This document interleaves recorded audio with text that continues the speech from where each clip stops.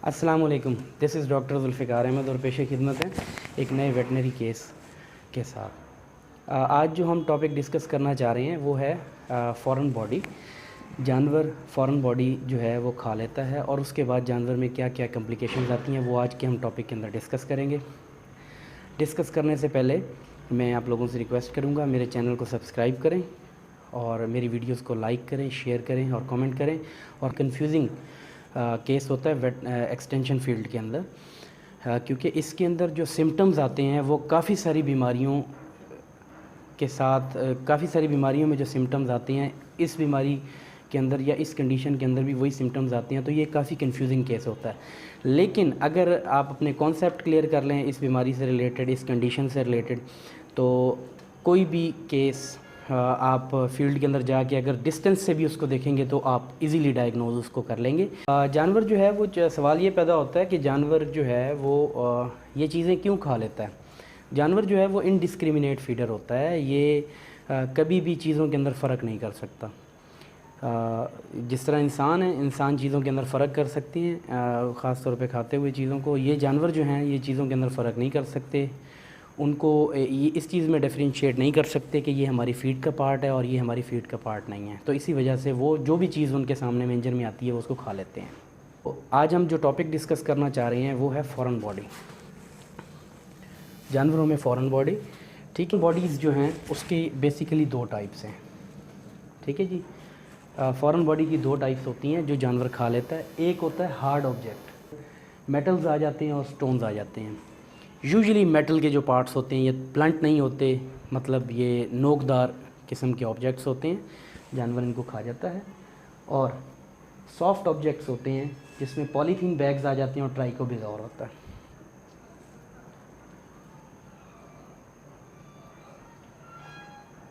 Of बाल, जानवर अपने आप को मिनरल डेफिशिएंसी की वजह से बाज़ औक़ात चाटना स्टार्ट कर देता है और उसके रिज़ल्ट में वो जो अपनी बाल होते हैं उनको इंगल्फ करके के अंदर जाना शुरू हो जाता है, जो कि रूमन में जाके बॉल बना देते हैं। बाल मतलब आते हैं और वो जाके रूमन को पार्शली ब्लॉक कर देते हैं, उसको हम ट्राइकोबिज़ोर कहते हैं।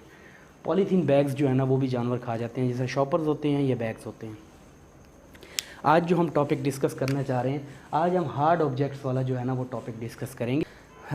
हार्ड किस्म की चीज़ें खा लेता है, सख्त, उसमें लकड़ी का टुकड़ा भी हो सकता है, उसमें मेटल्स भी हो सकते हैं, उसमें स्टोन्स भी हो सकते हैं, ये जो ईंट के पार्ट होते हैं, या इसके अलावा चट्टान का कोई हिस्सा होता है, रॉक का पार्ट होता है, मतलब वो चीज़ जो बॉडी के अंदर जाके डैमेज क्रिएट करेगा और वो हार्ड ऑब्जेक्ट है। ये ज़रूरी है कि हम जानवर का नॉर्मल फीड पैसेज देखें कि जानवर जब फीड लेता है तो वो रूमेन के स्टमक के कौन कौन से पार्ट्स से जो है ना वो होके निकलता है, जो हैं मतलब ये वो जानवर होते हैं जिनके स्टमक के 4 पार्ट्स होते हैं, ठीक है जी। और इनमें जो सबसे पहला पार्ट है उसको हम रूमेन बोलते हैं, उसके बाद रेटिकुलम आ जाता है, फिर ओमेज़म आता है और फिर एबोमेज़म आता है। नॉर्मली जो जानवर के फीड पास हो रही होती है, ये हमने एक डायग्राम बनाया हुआ है एक जानवर के ऊपर, ये उसका लेटरल व्यू है। जानवर ने यहाँ से फीड को इनटेक किया, अंदर लेके गया, यहाँ से ये पास होती होती ये सबसे पहले ये रूमेन का पार्ट है, ये स्टमक का पहला पार्ट है रूमेन। जानवर फूड को अंदर लेके जाएगा, फीड जो हम उसको ऑफ़र कर रहे हैं उसको अंदर लेके जाएगा, ये रूमेन में आ जाएगी, ठीक है जी। रूमेन में पहले जानवर रूमेन को फिल करने की कोशिश करेगा, ये यहाँ तक पार्ट जो है ना ये रूमेन का होता है, इसको सबसे पहले जानवर जो है ना वो फिल करने की कोशिश करेगा। जब जानवर फिल करेगा, इसको फिल कर लेगा, उसके बाद जानवर यहाँ से फीड को दोबारा से भेजेगा ईसोफेगस के ज़रिए अपने मुंह के अंदर। इस प्रोसेस को हम रिगर्गिटेशन बोलते हैं।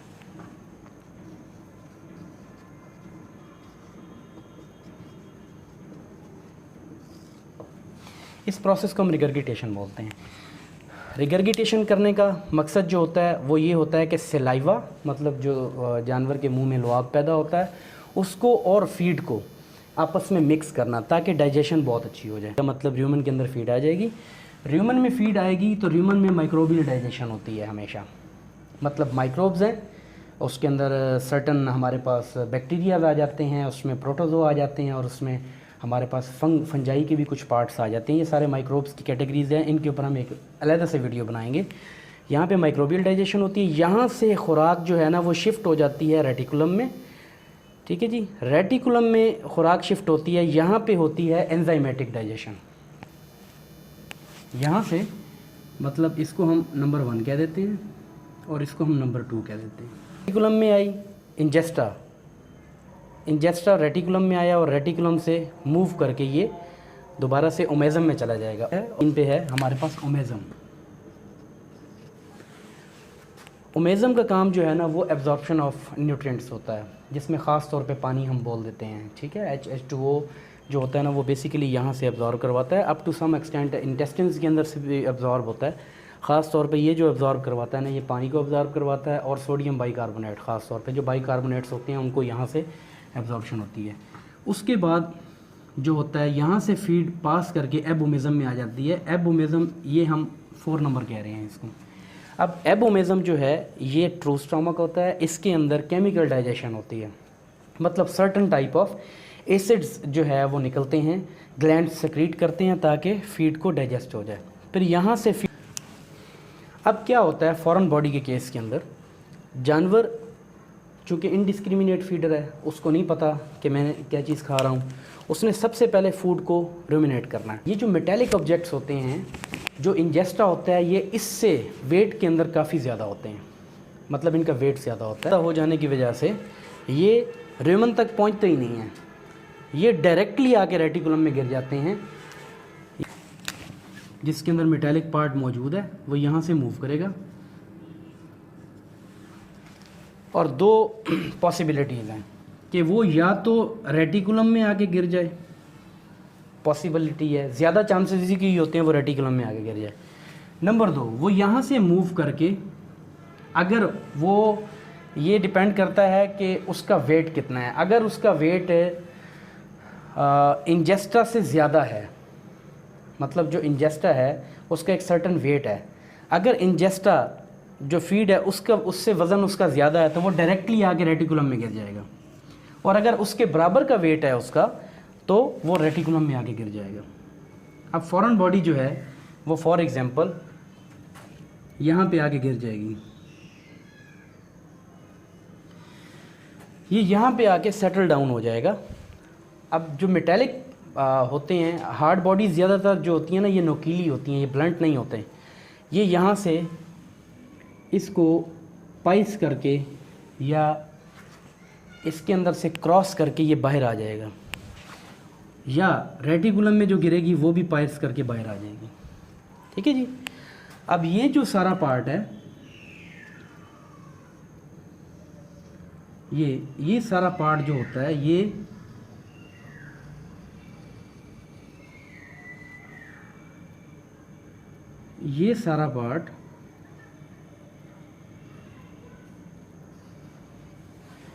सारा पार्ट जो है ये एब्डोमिनल कैविटी होती है। जब ये पाइस करके रेटिकुलम से या र्यूमन से पाइस करके या सुराख करके ये बाहर की तरफ मूव होने की कोशिश होंगे, तो इनके अंदर तो इंजेस्टा भी मौजूद है, र्यूमन के अंदर भी और रेटिकुलम के अंदर भी। जब इंजेस्टा मौजूद है, जब ये उसके अंदर से पाइस करके बाहर की तरफ आएंगे तो प्रॉब्लम ये होगा कि इंजेस्टा भी साथ लीक होगा। इंजेस्टा लीक होगा, इंजेस्टा के अंदर माइक्रोब्स हैं, मतलब जिन्होंने डाइजेशन करनी है, तो वो यहाँ पे आके स्पिल करना शुरू कर देंगे। यहाँ पे एब्डोमिनल कैविटी के अंदर एक ऑर्गन होता है या एक पार्ट होता है जिसको हम कहते हैं, एक पतली सी लेयर होती है वाइट कलर की जिसको हम पेरिटोनियम कहते हैं, और ये इन्फेक्शंस के अगेंस्ट जो होती है वो बहुत ज़्यादा सेंसिटिव होती है। अगर एक आधा भी माइक्रोब इसके ऊपर आके लग जाए तो ये फ़ौरन ही इन्फ्लेमेशन स्टार्ट कर देती है, मतलब ये सोजिश स्टार्ट कर देती है। फ़ौरन जानवर का टेम्परेचर जो है ना वो शिफ्ट होके 104 फ़ारेनहाइट पे चला जाएगा।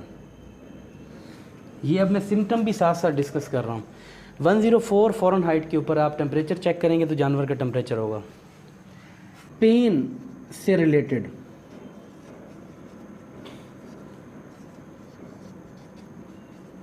पेन रिलेटेड सिम्टम्स सारी शो करेगा। के अंदर जानवर को जब पेन होता है तो एब्डोमिनल कैविटी के अंदर जब जानवर को पेन होता है तो उसमें जानवर को जो है ना, सबसे पहले जानवर स्ट्रेनिंग करना स्टार्ट कर देता है। मतलब जानवर अपनी पिछली टांगों को बिल्कुल बेंड करके और पीछे की तरफ ज़ोर लगाना स्टार्ट कर देता है।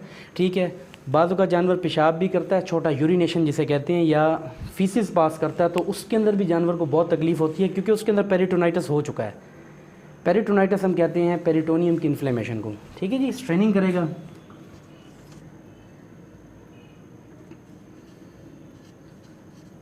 प्रॉब्लम इन डेफिकेशन,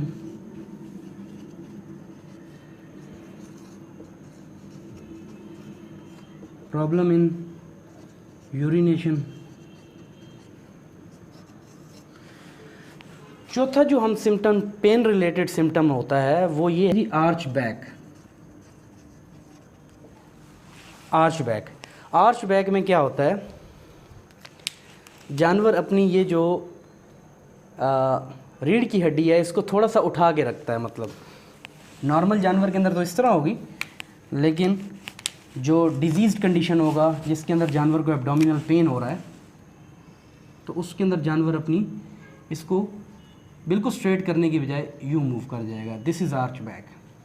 ठीक है जी, आर्च बैक। ये वो चीज़ें हैं जो पेन रिलेटेड हैं।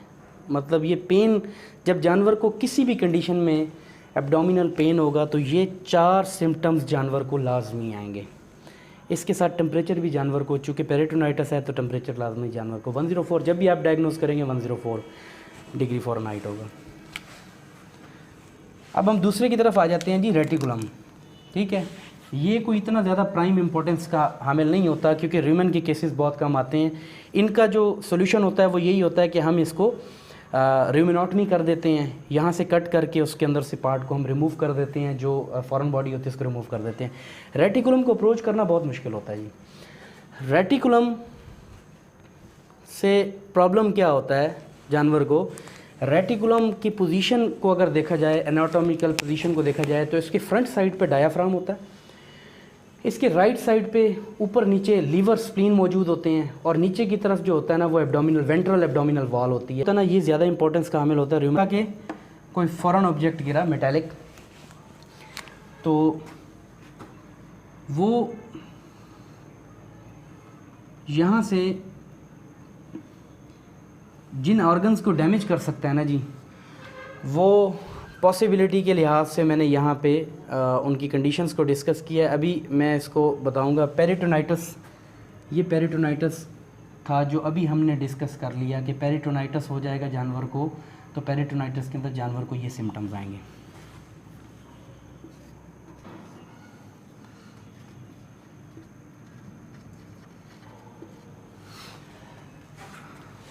इसके रेटिकुलम, ये रेटिकुलम है, रेटिकुलम के बिल्कुल सामने यहाँ पे हमारे पास एक ऑर्गन होता है जिसको डायाफ्राम बोलते हैं।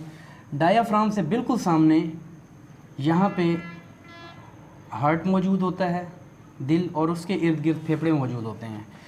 तो जो ऑब्जेक्ट है वो जब बाहर निकलेगा, पेरिटोनाइटिस तो वो करेगा, लेकिन उसके साथ साथ वो किसको डैमेज कर देगा, लंग्स को भी डैमेज करेगा। ये पॉसिबिलिटीज़ हैं। अगर वो लंग्स को डैमेज कर देगा तो उसको हम ट्रॉमेटिक रेटिकुलोप्लूराइटिस कह देंगे। प्लूराइटिस, रेटिकुलोप्लूराइटिस कह देंगे उसे, क्योंकि प्लूराइटिस एक ऐसी मेम्ब्रेन होती है जो लंग्स को कवर कर रही होती है, लंग्स को, और जो छाती के अंदर जितने भी ऑर्गन्स हैं उनको इर्द गिर्द से सराउंड कर रही होती है, जिस तरह प्लूरल मेम्ब्रेन। अब प्लूरल मेम्ब्रेन की जब इन्फ्लेमेशन होती है, क्योंकि उसको डैमेज करेगा लंग्स को, तो लंग्स के ऊपर जो मेम्ब्रेन मौजूद है उसको हम कह देंगे प्लूराइटिस। ठीक है जी। और अगर ये साथ साथ लंग्स को भी डैमेज करता है तो उसको हम कह देंगे निमोनाइटिस।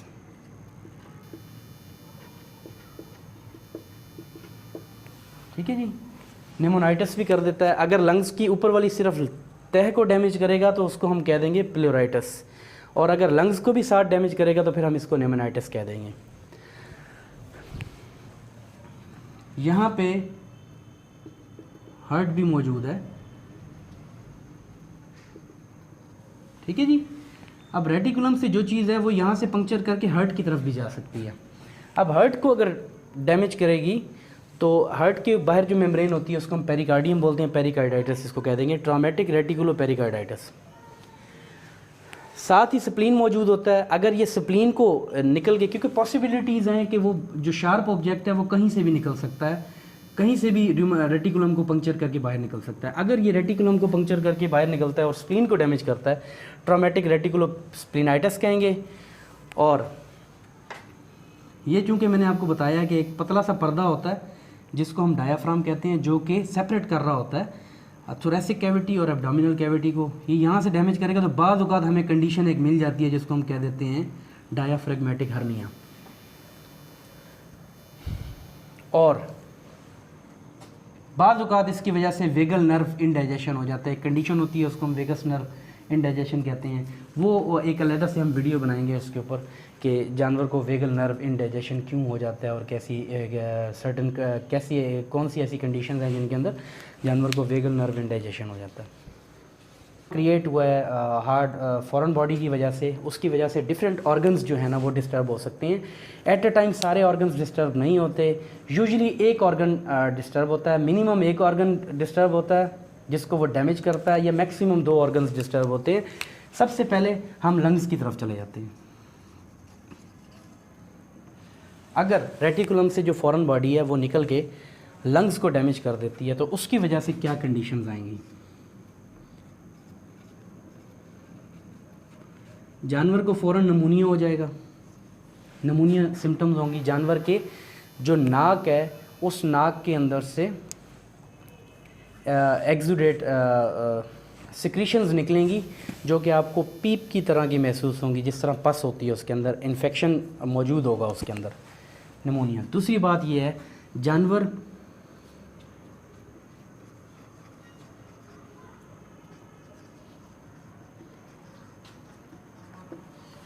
जानवर छोटे सांस लेगा और झटका मार के सांस लेगा, ठीक है जी।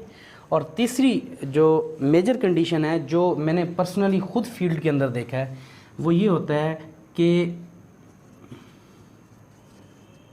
Bleeding from one nostril. ये बहुत ही ज़्यादा इम्पोर्टेंट किस्म का साइन है। एक नाक से यूजुअली नमूनिया जो होता है उसके अंदर अगर जनरलाइज नमूनिया हो तो उसके अंदर दोनों नाक से जो है दोनों जो नॉस्ट्रल्स होते हैं उनके अंदर से सिक्रीशंस आ रही होती हैं। लेकिन ट्रॉमेटिक रेटिकुलो प्लूराइटिस के अंदर या फॉरेन बॉडी के केस के अंदर, वो फॉरेन बॉडी जिसने लंग्स को डैमेज किया हुआ है, तो उसके अंदर एक नाक से, एक नॉस्ट्रल से जो है ना वो ब्लीडिंग आ रहा होता है, या एक नाक से पस आ रहा होगा, या एक नाक से आ रहा होगा और ब्लीडिंग आ रही होगी, ठीक है जी। ये तो हमने लंग्स का डिस्कस कर लिया। लंग्स के अंदर यूजुअली यही साइंस होते हैं। ये स्पेसिफिक साइंस हैं और ये साइंस तो वैसे भी जानवर के अंदर, मतलब जिसको फॉरेन बॉडी का प्रॉब्लम है उसके अंदर ये साइंस लाजमी आएंगे। अब हम हार्ट की तरफ चले जाते हैं।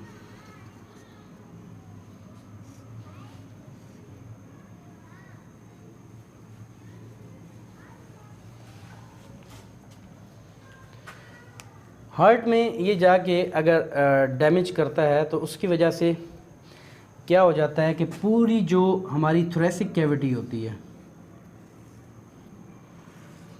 थोरेसिक कैविटी के अंदर, सारी थोरेसिक कैविटी के अंदर ब्लीडिंग होगी और उसके अंदर बिल्कुल पानी भर जाएगा।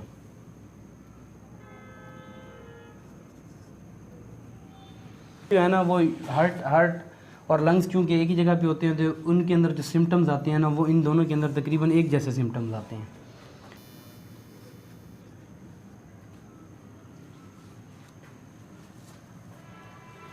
अगर लीवर को डैमेज कर देता है तो लीवर के अंदर इन्फेक्शन हो जाएगा। पॉसिबल है कि जानवर डायरिया की तरफ चला जाए और जानवर ऑफ फीड भी हो जाए, ठीक है। इसमें जानवर जो है ना वो रिगर्गिटेशन भी बिल्कुल बंद कर देगा। और ये जो लीवर डैमेज के हम लोगों ने केसेस देखे हैं उसके अंदर यूजुअली जानवर 3, 4, 5 दिनों के अंदर जो है ना वो सेप्टिसीमिया प्लस टॉक्सीमिया में चला जाता है और जानवर की अल्टीमेट डेथ हो जाती है। ठीक है जी, जानवर की डेथ हो जाती है। ये लीवर प्लस सेप्लीन।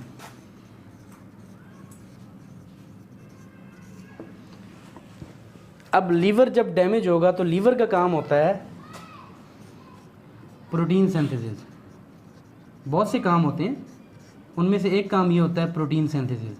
अब प्रोटीन सिंथेसिस जब बॉडी के अंदर रुक जाएगी तो ऑस्मैटिक प्रेशर जो ब्लड का होता है वो ड्रॉप हो जाएगा, जिसकी वजह से क्या होगा कि जो वाटर कंटेंट होता है ब्लड का, ब्लड वेसल के अंदर एक सर्टेन ऑस्मोटिक प्रेशर होता है, वाटर मॉलिक्यूल्स को आप बाइंड करके रखा हुआ होता है। जब लीवर डैमेज होगा और उसमें इन्फेक्शन हो जाएगा तो लीवर प्रोटीन सिंथेसिस बंद कर देगा। जब प्रोटीन सिंथेसिस बंद हो जाएगी तो ये वाटर कंटेंट जो होगा ब्लड का वो बाहर आना शुरू हो जाएगा और इसकी वजह से एक कंडीशन डेवलप हो जाती है जिसको हम कहते हैं एडिमा। जानवर के ब्रिस्किट रीजन पे, जानवर की वेंट्रल एब्डोमिनल वॉल पे और बाद अकात इन जगह पे भी जो है ना वो जानवर को एडिमा डेवलप हो जाता है। फॉरेनाइट शो करेगा और पेन रिलेटेड जो सिम्टम्स हैं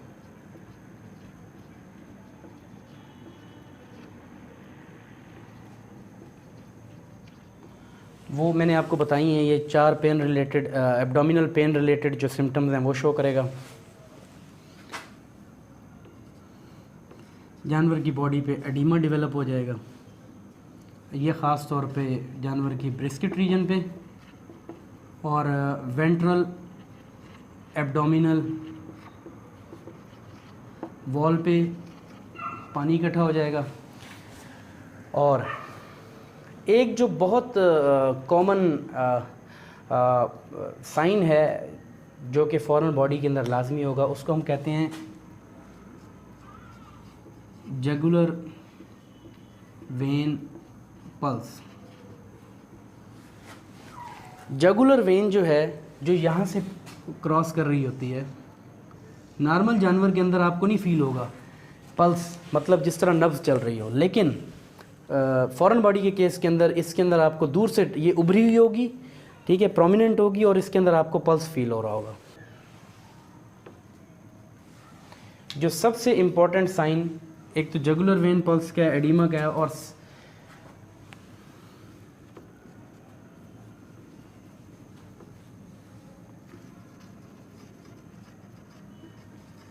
जानवर शैलो रेस्पिरेशन शो करेगा, मतलब छोटे छोटे सांस लेगा, तेज़ी से सांस लेगा और सांस भी इस तरह का लेगा कि आपको पेट के ऊपर झटके महसूस होंगे, जिसको हम आम ज़बान में एब्डोमिनल रेस्पिरेशन भी कहते हैं। जानवर यूजुअली अपने ये जो जिसको हम कोनिया कहते हैं, इस जगह को बॉडी के से बाहर की तरफ मूव करेगा, ठीक है, हमेशा से ये एबडक्टेड, इसको कहते हैं एबडक्टेड एल्बोज।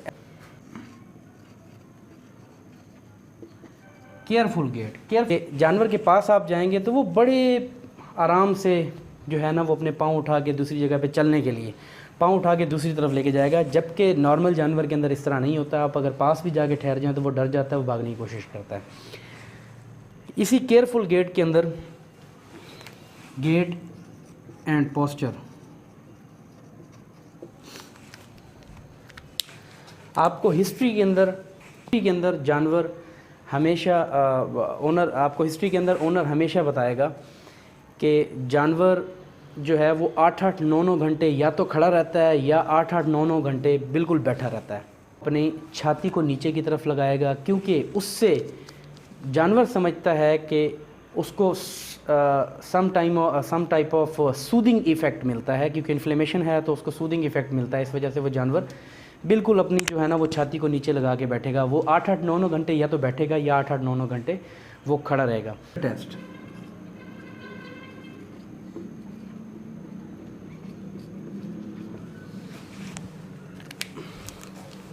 ये विदर का रीजन होता है जी।